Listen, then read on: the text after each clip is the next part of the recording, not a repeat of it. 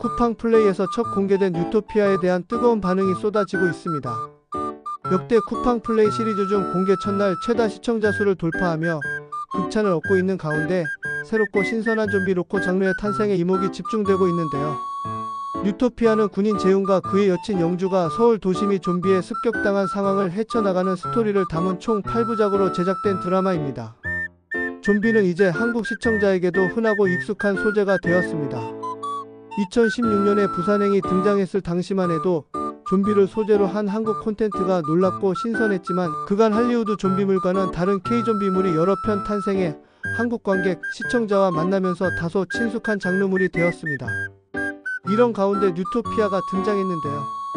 제작진은 이 작품을 좀콤 좀비 플러스 로맨틱 코미디로 정의 내렸는데 과연 이 좀콤이 다른 K좀비물과 차별화에 성공하는 일은 쉽지 않아 보였습니다. 그런데 어쩌다 보니 반전이 일어났는데 제작진이 의도한 대로 좀비의 로맨틱 코미디가 잘 어우러진 데다 현재 대한민국의 현실을 반영한 다양한 설정들이 등장한 것. 각본을 쓰고 촬영을 할 때는 예상하지 못했던 사건이 현실에서도 일어났다. 본의 아니게 문제작이 된 셈입니다. 이 작품에서 좀비 사태의 시작은 추락하는 비행기에서부터입니다. 서울 시내의 비행기가 추락하며 평화롭던 서울이 혼란에 빠지게 되고 이에 대해 윤성현 감독은 이야기의 시작을 알리는 시작이다 보니 저도 이 장면에 대해 걱정이 들긴 했던 건 맞다. 작품의 시작이 되는 핵심 장면이다 보니 대본에 충실하게 보여주는 게 1차라고 생각했다고 말했습니다. 서울 시민들이 하나둘씩 좀비로 변하기 시작하고 대한민국에는 계엄령이 내려지며 극중 주요 배경 중 하나가 군대이기 때문에 좀비 사태로 계엄령을 맞게 된 군인들의 당황한 표정과 행동을 그대로 담아냅니다. 좀비 사태는 폭동으로 언급되고 이건 테러도 아니고 전시 상황도 아니다. 근데 국가 안보에 해가 될 수 있는 상황이라는 대사는 처음 본 작품인데도 이상하게 익숙한 기시감을 느껴지게 합니다. 유토피아의 이 같은 설정, 장면, 대사가 어떻게 받아들여질지는 미지수입니다. 계속해서 가벼운 분위기를 유지하는 작품인 터라 일부 시청자에겐 멀리하고 싶은 작품이 될 수도 있을 전망이지만 또 한편으로 현실을 투영한 듯한 몇몇 설정들로 인해 일부 시청자들에게 몰입도를 올리는 작품으로 다가올 듯합니다. 시작은 우리들에게 익숙하지만 새롭게 느껴지는 장면인 군대에 간 남자친구와 군대 밖 사회초년생 여자친구의 쉽지 않은 연애담으로 채워집니다. 늦가기 군인 재훈은 재미없는 군 생활을 영주와의 통화 시간만 기다리며 버티는 인물로 나오며 영주는 4년제 대학 졸업 후 회사의 신입사원으로 취업해 생활을 이어가고 있는데 완만하게 흘러갈 것만 같은 군생활이었지만 재훈과 영주 각각 고충이 생기기 시작합니다. 재훈은 26살의 나이로 늦게 군대에 입대한 만큼 다른 병사들에 비해 부족한 부분이 많았고 특히 이병 라이너와 함께 사고뭉치로 불리고 있습니다. 선임들에게 혼나고 많은 나이로 인해 안 좋은 소리를 들을 때도 재훈은 오직 영주 생각뿐이지만 반면 영주 또한 사회초년생이기 때문에 나름의 고민거리가 있었습니다.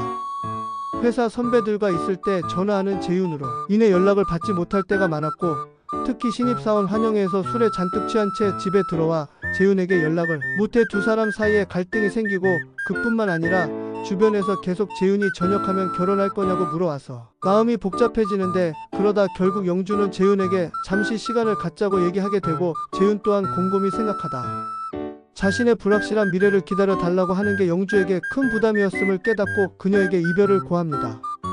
영주는 재훈의 통화 녹음을 듣고 그에게 계속 연락을 취하지만 재훈은 군 생활 중이었기에 받지 못하자 결국 영주는 재훈의 군부대로 직접 찾아가기로 결정하게 되고 덤덤하게 이별을 말한 재훈이었지만 그 또한 매우 힘들어 하지만 현실을 살아가야 했기 때문에 슬프고 힘든 감정은 뒤로 한 채 맡은 임무에 최선을 다합니다.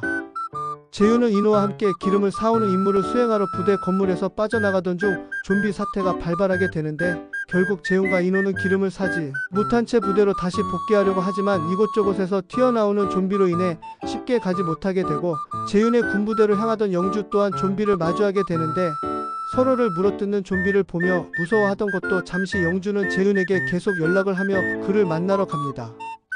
이 좀비 로코 시리즈는 세상을 무너뜨린 좀비 바이러스의 출몰에도 아랑곳하지 않고 서로를 향해 달려가는 재훈과 영주의 이야기를 그리는데 특히 좀콤 장르의 탄생을 알리는 작품인 만큼 뉴토피아는 좀비와 로맨스 코미디 두 가지 요소를 중심으로 이야기를 이끌어갑니다. 뉴토피아는 좀비들의 모습을 다소 적나라하게 보여줍니다. 그렇기에 잔인한 걸 잘 못 보는 시청자들의 경우 눈살을 찌푸리는 장면도 다소 나오고 있지만 이게 엄청난 공포로 다가오지 않으며 작품 특유의 동화적인 분위기와 우스꽝스럽게 만드는 부금, 주요 인물들의 리얼한 반응 등이 웃음을 자아내기도 합니다. 여기에 재훈과 영주의 풋풋한 로맨스가 가미돼 극의 재미를 더하고 특히 이야기가 시작되는 이래는 두 사람의 로맨스 서사가 주를 이루는데 보면 볼수록 흥미진진하고 20대 시절 소위 말하는 곰신 커플을 경험해본 시청자들이라면 공감할 수 있을 만한 현실적인 고민과 갈등이 담겨 있습니다. 이에 두 사람의 이야기가 어떻게 마무리가 될 건지 궁금하게 만듭니다. 이렇듯 흥미진진한 서사를 완성하는 건 박정민표 로맨스입니다. 그간 주로 강렬한 이미지의 배역을 맡아온 박정민은 유토피아에서 완벽한 이미지 변신을 선보이며 언제 어디서든 시선을 한눈에 받는 공대 여신 영주에게 유일하게 무관심했던 재훈은 영주의 조별 과제 제안도 거절할 만큼 철벽남이었지만 그러나 운명처럼 영주가 일하는 아이스크림 가게에 재훈이 채용되고 두 사람은 어느새 서로에게 호감이 싹트고 때로는 바보 같은 면이 있지만 언제나 영주만을 바라보는 재훈의 모습이 연애 세포를 자극하면서 무심한 표정 뒤로 숨긴 작은 설렘, 어색한 말투로 애써 감정을 숨기려는 모습, 그리고 사소한 순간에서 드러나는 따뜻한 배려까지 박정민은 이를 다정한 눈빛과 표정, 작은 제스처로 완성해냅니다.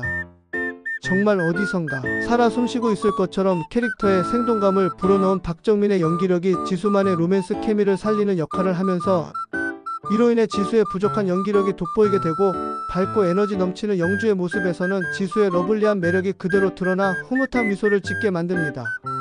그러나 대학 선배이자 회사 선배인 진욱과 일상적인 대화를 나눌 때는 묘하게 작품과 어울리지 않는 연기 톤으로 인해 어색하게 느껴집니다. 또한 영주가 좀비와 마주했을 때 두려워하면서도 빨리 이 상황을 해결하려고 하는 캐릭터임은 알겠으나 극한의 공포와 긴장감이 제대로 전달되지 않았는데 생존의 위기 속에서 느껴야 할 절박함과 혼란스러운 감정선이 단조롭게 표현되면서 몰입감을 다소 떨어뜨린다는 것과 감정의 기복이 뚜렷해야 하는 장면에서도 표정과 대사톤이 일관되어 상황의 긴박감이 충분히 살아나지 않는 점이 아쉬움으로 남는 것 같습니다. 그럼에도 뉴토피아는 로맨스와 스릴러라는 두 장르의 신선한 만남을 통해 시청자들을 작품 속으로 이끌며 재훈과 영주의 감정은 단순한 사랑을 넘어 끝이 보이지 않는 불안과 이별의 상처를 딛고 서로를 향해 달려가는 애틋함의 성장과 여기에 좀비 아포칼립스라는 상황이 더해져 재미를 배가시키며 무엇보다 박정민표 신선한 로코를 볼 수 있다는 점에서 이 작품을 볼 이유는 충분한 것 같습니다. 뉴토피아는 매주 금요일 오후 8시 쿠팡 플레이에서 1회씩 공개되냐. 오늘 영상은 여기까지입니다. 시청해주셔서 감사하고 마지막으로 구독 한 번씩만 꼭 눌러주세요.